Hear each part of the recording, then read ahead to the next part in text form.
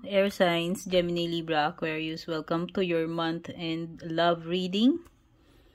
Thank you so much sa mga nag-subscribe na sa ating YouTube at nag-follow na sa ating FB page. Kung di ka pa nakasubscribe sa aking YouTube, don't forget to subscribe. Like and follow na rin po yung ating Facebook page. Regarding personal reading services, mag-message privately po kayo sa aking FB page. Ayan. At yung mga members ng ating YouTube channel ay merong perks na may discount kayo kapag nag-avail kayo ng personal reading. So ayan, join na kayo. Join na kayo ng ating YouTube membership.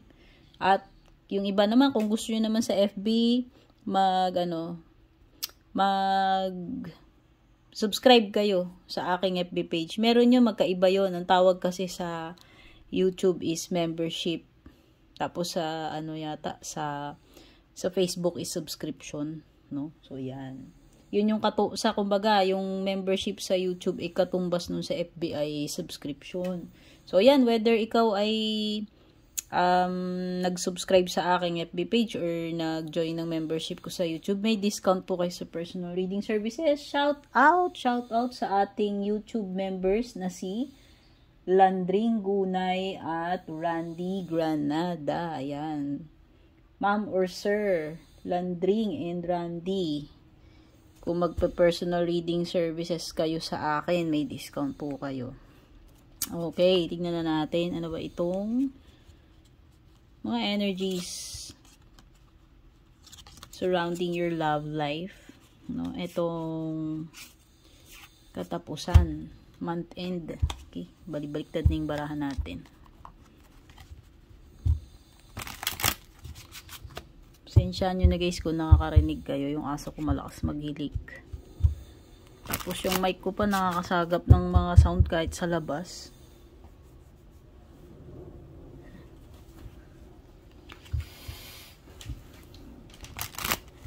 Muna yung mga energies nyo.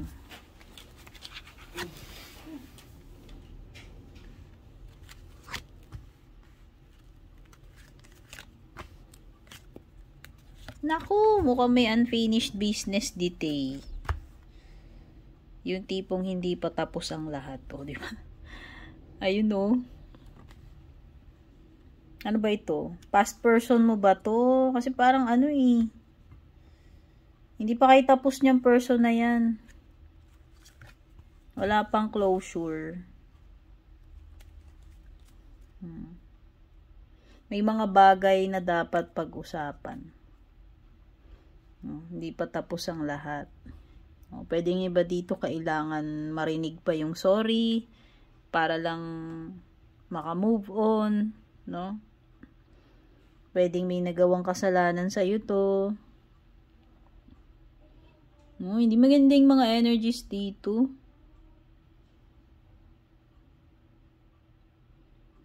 Feeling mo ba hindi ka ba pinahahalagahan nitong person na to? Air signs, no? Parang hindi equal, hindi pwedeng one-sided ditong relationship ninyo. Feeling ninyo siguro hindi kayo napapahalagahan nitong person na to. No, and meron ditong times na nasaktan kayo pero never niyang in-acknowledge yung kanyang pagkakamali and never siyang nag-sorry sa'yo. So para sa'yo, kahit papano, yun lang malaking bagay na kahit papano aminin niya yung mga nagawa niyang kasalanan, no? Kahit papano na aminin man lang niya or mag-sorry man lang siya. Aminin niya na nakasakit siya. Yung mga ganun. So, ayan. Pwedeng ganyan yung person mo, air signs, no? At para sa'yo, walang closure. No? Kung nag-away man kayo nito recently, basta para kasing nag-away na kayo nito. Okay, dahil nga ganyan. Na-overwhelm ka na rin kasi sa kanya. Hindi ko nga lang din alam kung na-overwhelm din siya sa iyo. Parang pwedeng nagkakainisan na kayo, nagkakabad tripan na kayong dalawa.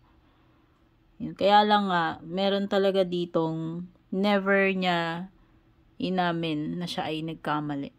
So, para sa'yo, yun lang sana na kahit papano aminin niya or mag-sorry man lang siya na nasaktan ka niya sa ginawa niya, 'di ba? Ay malaking bagay na para sa iyo.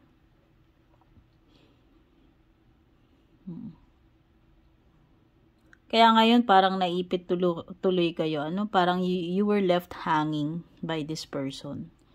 Kasi walang may mga issues kayo pero hindi na resolve. Parang kulang sa communication. Pwedeng hindi ninyo na pag-usapan ng maayos. No, kaya walang closure dito. Walang peace of mind, walang closure, kaya pwedeng meron ditong na-stuck, hindi pa maka-move on dahil may feeling may kulang. No, feeling na dapat may aayusin pa or pag-uusapan para lang mabigyan ng closure.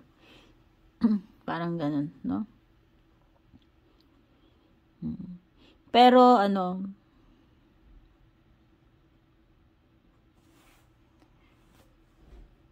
hindi pa kayo, kumbaga parang hindi pa final ito para sa iba sa inyo. Hindi nyo pa sinasara yung pinto ninyo eh. Hindi pa kayo, kumbaga, totally gumawa ng final na decision. So, somehow, pwedeng kahit papano, inintay nyo lang din na makipag-usap tong person na to. Kahit papano, aminin man lang niya yung nanasaktan ka niya, mag-sorry man lang siya, okay?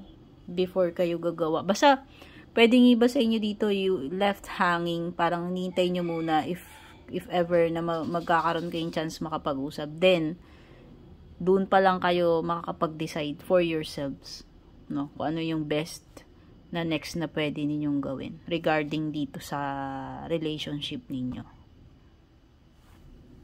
Okay?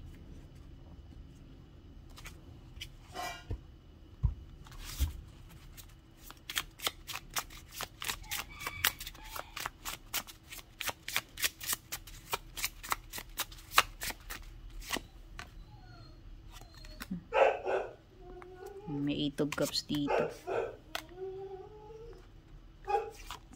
Meron dito umalis na lang. Ganun-ganun na lang. Daling talikuran para sa kanya. Parang may energy na ng iwan. Tapos diba sabi ko nga parang naiwan sa ere. Yung isa sa inyo. Kaya nga kahit pa paano parang nagde-demand ka man lang ng clarity ng closure ng pag-uusap. Kasi parang parang hindi talaga nabigyan ng kaliwanagan yung nangyari between you and this person. So, you were left hanging. So, para magkaroon ng closure, at least nag-i-expect ka man lang na magpaliwanag man lang siya, o yun na nga, kung kailangan niya mag-sorry, aminin man lang niya na nagkamali siya, or mag-sorry man lang siya kung na-hurt niya yung feelings mo, yung mga ganun. So, merong pwedeng iba sa inyo ngayon, kayo, detached. Wala kayong single. Pwedeng iba, single kayo dito.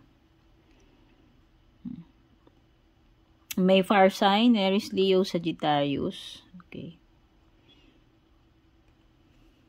Okay, so yun na lang, pwedeng yun na lang hinihintay ninyo. Kasi once na nakapag-usap kayo and nabigyan ka na ng kaliwanagan dito, finally makakapag-decide ka na rin for yourself. No, if aasa ka pa ba or mag-move forward ka na. Yun lang, closure lang, forgiveness lang yung kailangan mo, yung tipong magkaroon lang ng clarity para maka-move on ka na rin.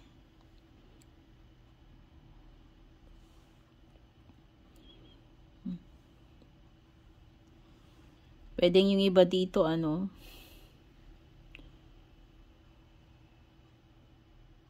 pwedeng iba nagsasama kayo, like parang live-in. Tapos yun na nga, nag-move out yung isa. Okay? So, ngayon parang tinitimbang ninyo yung options ninyo. Meron kayong 2 of Pentacles. Parang wini-weigh ninyong mabuti yung sitwasyon Tinitimbang ninyo, pinakikiramdaman ninyo. ano yung dapat gawin. No? Okay. Pwedeng iba dito, parang may dalawang choices, no? Pwedeng yung iba, baka meron pang another person sa senaryo. So, pwedeng yung iba dito, parang, namimili kayo sa dalawang person. Okay? Meron parang may choice dito So, yun na nga. Pwedeng yung iba nga, hindi kayo, hindi, masakit pa rin sa inyo yung nangyari. Kaya, hirap pa rin kayong mag-move on. Yun yung nakikita ko. Kasi nga, kung talagang tama yung sinasabi ko dyan na, nang abandon na yan or umalis, nang walang closure. Yan. So, parang kayo yung naiwan sa ere. Okay? Hirap kayong, pwedeng yung iba hirap tanggapin, no? Kaya hindi makamove on. Hanggang ngayon hindi matanggap na nawala na, ganito yung nangyari. Okay.